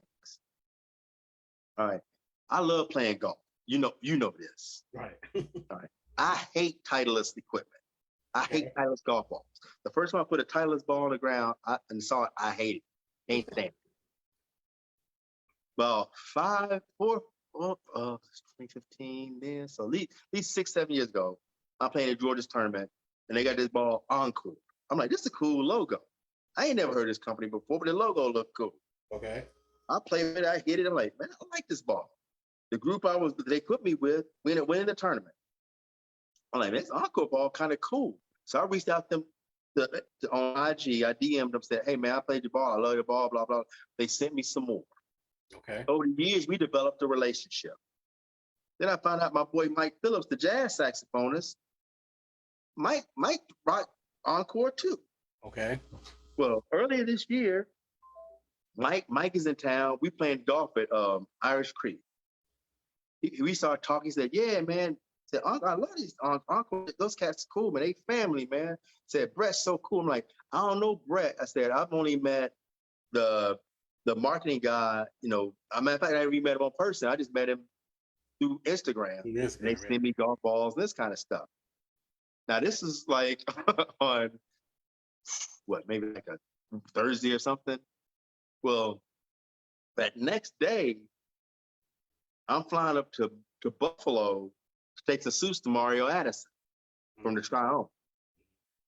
I got on an Encore golf hat. I hardly ever wear a hat they got the William Wilson W on it. I had an Encore golf hat on. I go to get off the plane. I see this guy stand up and he points at my hat like this, give me the thumbs up. I'm like, oh yeah, I love this ball. He goes, I'm a co-founder. What? So he waits for me to get off the plane. Comes out, he's the dude Brett Mike was just talking about. Wow, that's crazy. So I'm doing my thing, whatever. I got to go meet up with Mario and this whatever. So we just started talking. We exchanged numbers. The next week, they fly me to Buffalo to play in an encore golf event, and they take me to the Bills game. Wow. All right. So me and my girl. So we come back, we go to Bills game. I come back home, whatever. Brett texts me, we stay in contact. Brett texts me, hey man, you know Dondre Whitfield?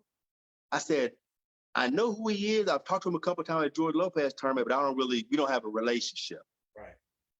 He said, were we just talking? Because he's talking about golf balls, stuff like this, blah, blah, blah. They give balls to George's tournament. Well, me and Dondre on the driving range, so I walk up, and formally introduce myself, say, hey, Brett Encore Golf was telling me about you. But he goes, oh, you the guy he was talking about. We on the driving range, we just vibing, chilling. He's like, where you live? I said, Charlotte. He said, man, stop. He's like, man, all these people I keep talking about Charlotte, moving to Charlotte. So he's talking about the things he's thinking about doing that involve Charlotte, stuff like this. And you just tell the spirit was all there. Yeah, right. So now we communicate with each other, stuff there. Now we're developing a friendship and a relationship. And he's an extremely godly man. I need as many godly people in my life as I can because God has taken me places. I need grounded people around me. Amen. So, but it's funny how that whole relationship started, all that to the point where me and Dondre texting each other. Now, mind you, me and Dondre have seen each other 5-6 years in a row at this golf tournament. Right. You know what I'm saying? But all that started because of a logo on a golf ball. On a golf ball.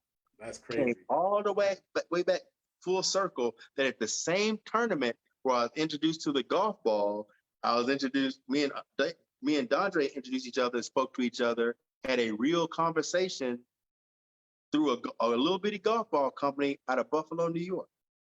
Man, nah, that ain't nothing but God. It ain't nothing but God. That's saying, man, the Bible says be mindful to entertain strangers, but whereby some have entertained angels unaware. We had to be really, really careful how we treat people. See, people don't treat me good regardless because of the status that they feel they have or who they think I am or what they think they do for me, whatever. Right. But I pay attention to how people treat the smallest person. Yeah. Because Jesus said, that what you do to the least of my brother, you also do unto me. And I'm gonna say this, and then I'm gonna let you go, brother, because I know you're a busy man, but I do want to thank you. I'm gonna give you flowers in a minute, but I do want to give the people watching just a personal story about how true I noticed to be. Is we at the Comedy Zone, and I mentioned it earlier, and Williams there, and it was I want to say it was an open mic, like it wasn't really.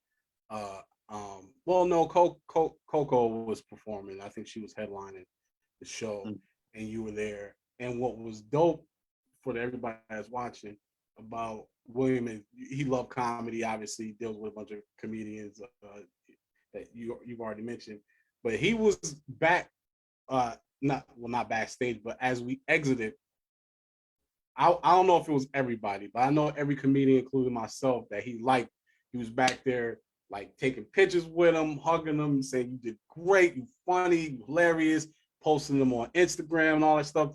And we not even like big time, like, but you was treating every artist that you thought that you liked, like, you know, your DL Hughley's, and like we was in it. And I thought that was dope. And I remember going, man, you know, that's real fly, because you know we get that from the people we know, like people who we know is, yo, we killed it tonight, especially at an open mic, yo, he was funny, blah blah. But it's rare that there's someone like yourself who's showing that kind of love, and we not even at that level. So I just wanted to tell the people watching, I personally know for a fact that this brother treats everybody with a level of respect that you obviously get. You reap what you sow, as what you show in that story.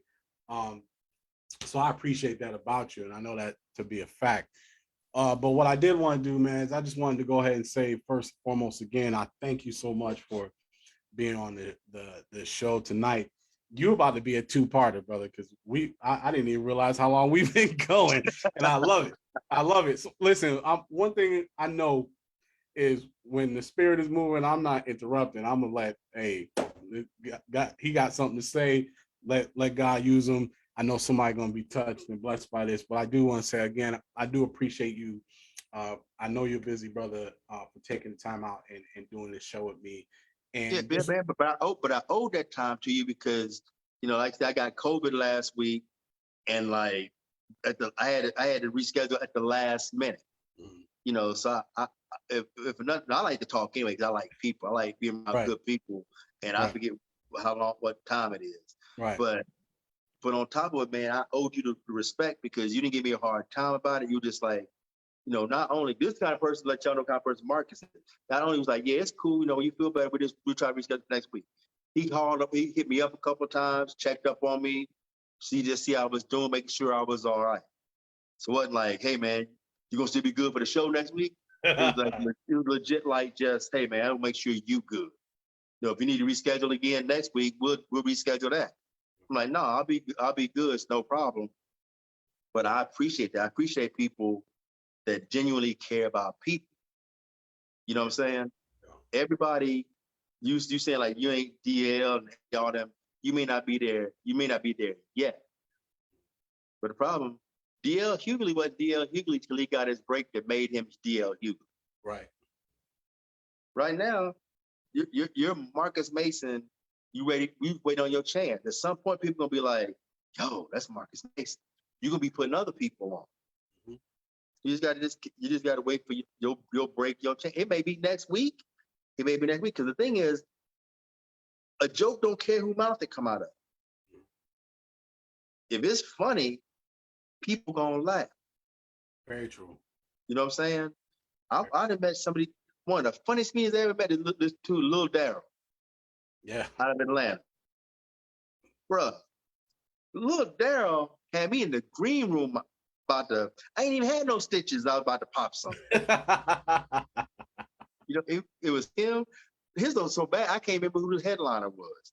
But it was Lil Daryl, another guy named comedian something. But no, Celebrity the Comedian. Okay. And he was hilarious too. But the thing is, when your gifts are using their purpose, they will be seen by who they need to be seen by. God just got to prepare you, because sometimes the worst thing that can happen is you find success too fast. Yep. So here's the advice I would give to you. Put your team together now. 95% of the people in my life are fake as hell. If I lose my quote unquote status in the community or whatever it may be, they're going to leave me by the wayside. But I know the people that I know I can depend on to be there. I know the people I can talk to. I know the people when I'm down, I can count on them. When stuff go bad, they got my back. Eddie Griffin drives me crazy. But I love Eddie. Right. Because Eddie gonna always be. If I text Eddie, right? Well, he's doing a show right now. But if I text Eddie, Eddie gonna hit me back. Right. I love DL. I learned a lot about with DL. You know, but I learned him. Leonard Wheeler, Eugene Robinson. I learned from a lot of those guys. But those are people you know. Right. My guy, B. Wright, the detail guy. He detailed cars.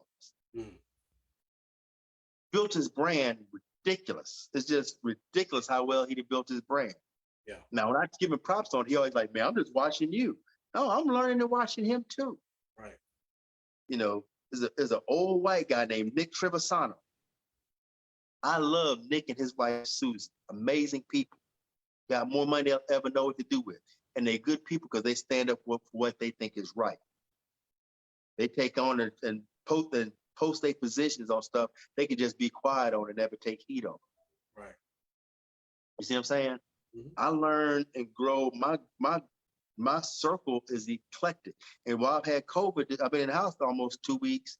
You give me a chance to really realize what people do I want close to me? What people deserve to be around me? Mm-hmm. Is the people who share my values. Yeah. You know what I'm saying? The people who put your team, and Sam Bell Neighbors told me this years ago because he saw something in me. I'm going to tell you what he told me. He said, find your people now. So no matter how high you get, how high you climb, or how low you fall, you know they'll be there with you. That's good. He said, God gave you a voice, use it. And he'll give you an audience, but don't betray them. Mm-hmm. Your audience will trust you. Be who Marcus Mason is, and and your tribe will find you. Yeah. Always be true to who you are, and they'll stay with you. Don't betray them because they're showing trust in you. Feel me? Yeah.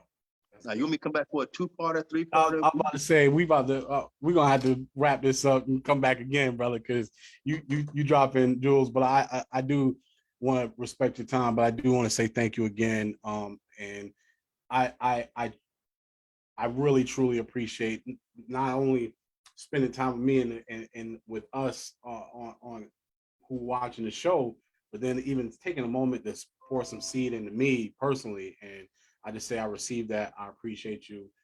We definitely gonna have to do this again, 100%. Maybe when God willing, one day maybe we do something on location, show off your show a little bit, your shop a little bit. Hey, like Doc Holliday said in Tombstone, say when. Listen, brother, I appreciate you again. If real quick, if you want to drop your website or Instagram, so that people can find you. Oh, it's well, the easiest way probably WilliamWilsonClothing.com. That's my website. But my Instagram, Twitter, and all that stuff, just The Clothier, TheClothier, The Clothier. And that's it, man. I do all my own socials, so I reply.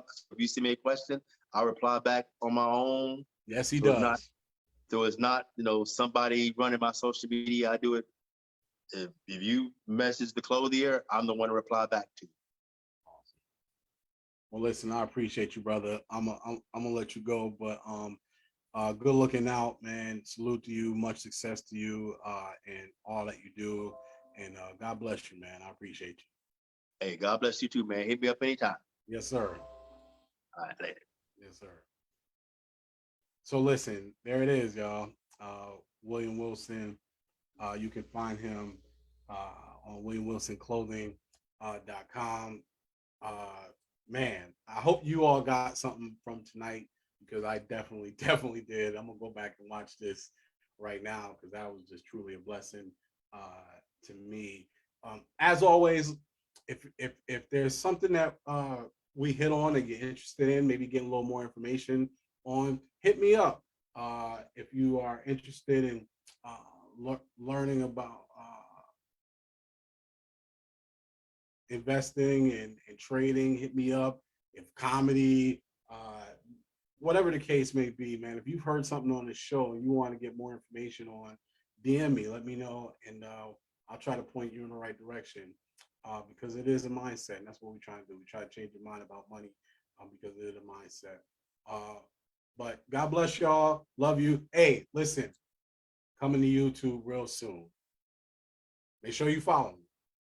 Salute. Y'all have a good one.